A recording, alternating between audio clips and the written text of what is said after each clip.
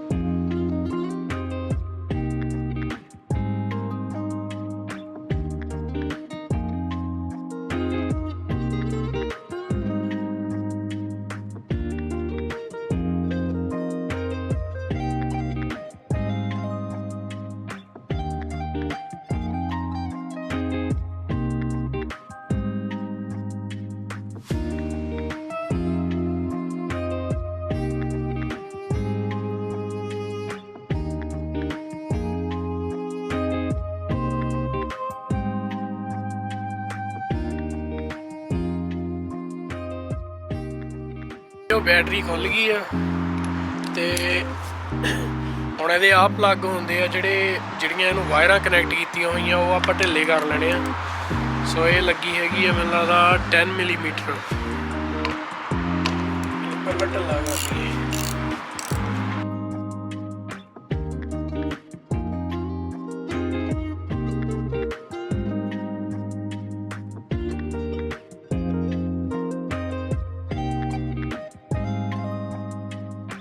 ਇੱਥੇ ਇੱਕ ਵਿਚਾਲੇ ਇਹਦੀ ਛੋਟੀ ਜਿਹੀ ਲਾਈਨ ਜਿਹੀ ਬਣੀ ਹੁੰਦੀ ਆ, ਜਦੋਂ ਤੁਸੀਂ ਖੋਲ੍ਹ ਲੈਂਦੇ ਆ ਅਤੇ ਫਿਰ ਇਹਨੂੰ ਬਾਹਰ ਕੱਢਣ ਵਾਸਤੇ ਇੱਦਾਂ ਢਿੱਲਾ ਕਰ ਲਈਦਾ ਸਕਰੂ ਡਰਾਈਵਰ ਪਾ ਕੇ।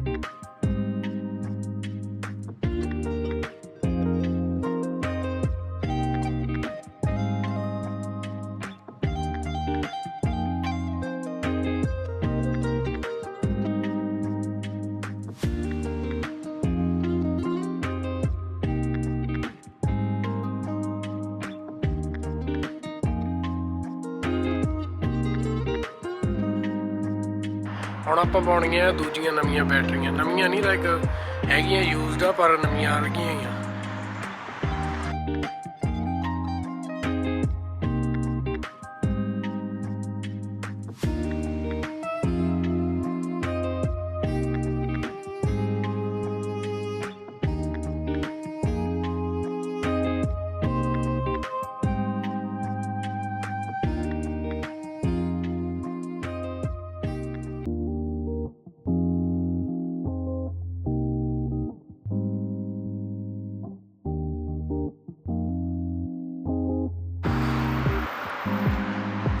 ਬਾਬੇ ਨਵੀਆਂ ਬੈਟਰੀਆਂ ਆਪਾਂ ਪਾਤੀਆਂ ਵਿੱਚ, ਅਤੇ ਆਹ ਹੁਣ 10 ਮਿਲ ਵਾਲੇ ਨਾਲ ਜਿੱਦਾਂ ਆਪਾਂ ਇਹਨੂੰ ਕੱਢਿਆ ਸੀਗਾ ਉੱਦਾਂ ਹੀ ਆਪਾਂ ਵਾਪਸ ਪਾ ਦੇਣਾ। ਸਾਰੀਆਂ ਵਾਇਰਾਂ ਉੱਦਾਂ ਹੀ ਲਾ ਦੇਣੀਆਂ।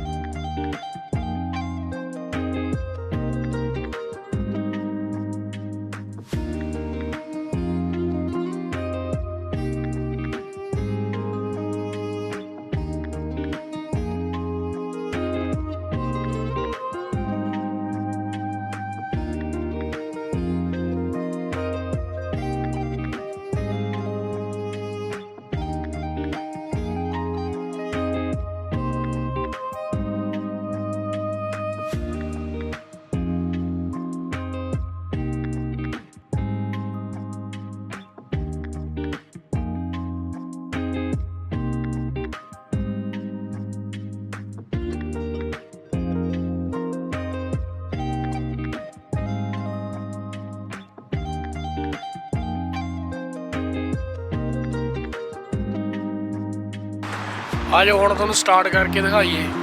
ਬੈਟਰੀਆਂ ਤਾਂ ਕਰਤੀਆਂ ਆਪਾਂ ਚੇਂਜ, ਪਰ ਇਹ ਕਾਫੀ ਟਾਈਮ ਦੀਆਂ ਪਈਆਂ ਸੀਗੀਆਂ ਬੈਟਰੀਆਂ, ਤੇ ਉਹਦੇ ਕਰਕੇ ਮੈਨੂੰ ਲੱਗਦਾ ਆਪਾਂ ਨੂੰ ਇਹਨੂੰ ਜੰਪ ਸਟਾਰਟ ਕਰਨਾ ਪੈਣਾ। ਮੇਰੇ ਕੋਲ ਜੰਪ ਸਟਾਰਟਰ ਨਾ ਹੈ ਨਹੀਂ ਗਾ, ਪਰ ਮੇਰੇ ਕੋਲ ਐਂਡਰਸਨ ਲੀਡ ਹੈਗੀ ਆ। ਮੈਂ ਤੁਹਾਨੂੰ ਦਿਖਾਉਣਾ 2 ਟਰੱਕਾਂ ਨੂੰ ਜੋੜ ਕੇ ਤੁਸੀਂ ਕਿੱਦਾਂ ਸਟਾਰਟ ਕਰ ਸਕਦੇ ਹੋ ਟਰੱਕ ਨੂੰ।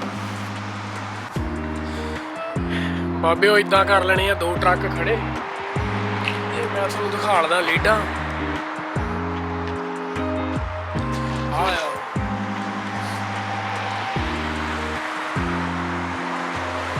ਇਹ ਦੋਨਾਂ ਪਾਸੇ ਲੱਗ ਜਾਣੀ ਆ ਟਰੱਕਾਂ ਦੇ, ਇੱਕ ਉਹ ਟਰੱਕ ਦੇ ਲੱਗ ਜਾਣੀ ਆ ਤੇ ਇੱਕ ਉਹ ਟਰੱਕ ਦੇ 2 ਪੋਰਟ ਬਣੇ ਹੋਏ ਆ। ਸੋ ਅੱਜ ਤੁਹਾਨੂੰ ਲਗਾ ਕੇ ਦਿਖਾਉਣਾ ਕਿੱਥੇ ਲੱਗਦੀ ਹੈ ਬਾਬੇ। ਉਹ ਆ ਹੈਗਾ ਇੱਕ ਪੋਰਟ ਇਹਦਾ ਟਰੱਕ ਦੇ ਪਿੱਛੇ ਜਿਹੜਾ ਲੱਗਿਆ ਹੁੰਦਾ, ਤੇ ਆਹ ਚੀਜ਼ ਆਪਾਂ ਇਹਦੇ ਵਿੱਚ ਫਸਾ ਦੇਣੀ ਆ। ਲੱਗ ਗਿਆ ਇਹਦੇ ਵਿੱਚ, ਤੇ ਸੇਮ ਹੀ ਇੱਧਰ ਦੂਜੇ ਟਰੱਕ ਦੇ ਵਿੱਚ ਲੱਗਿਆ ਹੁੰਦਾ, ਤੇ ਇਹਨੂੰ ਆਪਾਂ ਇੱਥੇ ਫਸਾ ਦੇਣਾ। ਸੋ ਇਹ ਕਨੈਕਟ ਹੋ ਗਿਆ ਨਾ ਸਾਰਾ ਹੁਣ। ਤੇ ਆ ਜਾਓ ਹੁਣ ਦੋਨੇ ਟਰੱਕ ਸਟਾਰਟ ਕਰਨੇ। ਇੱਕ ਟਰੱਕ ਸਟਾਰਟ ਕਰਨਾ ਪੈਣਾ ਜਿਹੜਾ ਆਲਰੇਡੀ ਸਟਾਰਟ ਹੁੰਦਾ ਆ, ਸੋ ਦੂਜਾ ਬਾਅਦ ਚੋਂ ਸਟਾਰਟ ਹੁੰਦਾ। 1 ਮਿੰਟ, ਚੜ੍ਹਨਾ ਵੀ ਦੂਜੇ ਪਾਸੇ ਦੀ ਪਿਆ ਕਿਉਂਕਿ ਉਧਰ ਟਰੱਕ ਬਾਹਲਾ ਨਾਲ ਲੱਗਿਆ ਹੋਇਆ। ਸੋ ਆ ਜਾਓ ਪਹਿਲਾਂ ਇਹਨੂੰ ਸਟਾਰਟ ਕਰ ਦਈਏ ਆਪਾਂ।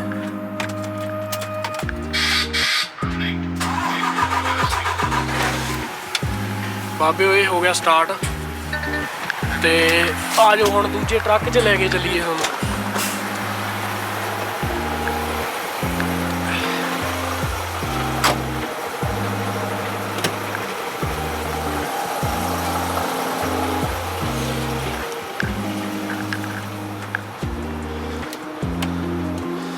ਲਾਈਟਾਂ ਲੂਟਾਂ ਜਾਗ ਗਈਆਂ ਇਹਦੀਆਂ, ਸੋ ਹੋਪਫੁਲੀ ਮੈਨੂੰ ਲੱਗਦਾ ਕਿ ਸਟਾਰਟ ਹੋ ਹੀ ਜਾਊਗਾ।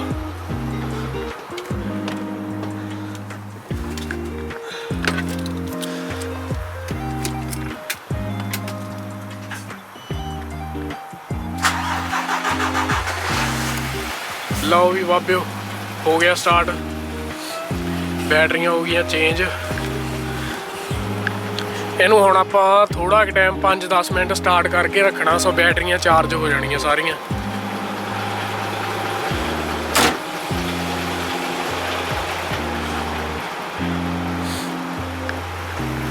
ਆ ਪਈਆਂ ਦੂਜੀਆਂ ਜਿਹੜੀਆਂ ਪੁਰਾਣੀਆਂ ਇਹਦੇ ਵਿੱਚੋਂ ਕੱਢੀਆਂ ਨੇ, ਤੇ ਆਪਾਂ ਦੂਜੀਆਂ ਚੇਂਜ ਕਰਤੀਆਂ ਆ।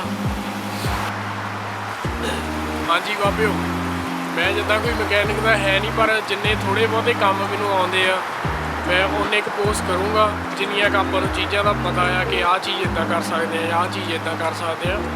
ਤੇ ਆਹ ਸੀਗੀਆਂ ਬੈਟਰੀਆਂ ਚੇਂਜ ਕੀਤੀਆਂ ਆਪਾਂ। ਹੋਰ ਜੋ ਕੁਛ ਵੀ ਅੱਗੇ ਹੋਊਗਾ ਜਾਂ ਚੇਂਜ ਕੁਛ ਕਰਾਂਗੇ ਜਾਂ ਟਰੱਕਿੰਗ ਬਾਰੇ ਕੋਈ ਵੀ ਨੌਲੇਜ ਹੈਗੀ ਆ, ਉਹ ਆਪਾਂ ਨੈਕਸਟ ਬਲੌਗ ਦੇ ਵਿੱਚ ਜਾਂ ਤੁਸੀਂ ਕਮੈਂਟ ਕਰ ਦਿਓ, ਉਹਦੇ ਵਿੱਚ ਆਪਾਂ ਪਾ ਲਾਂਗੇ। ਜਦ ਤੱਕ ਲਈ ਸਤਿ ਸ੍ਰੀ ਅਕਾਲ।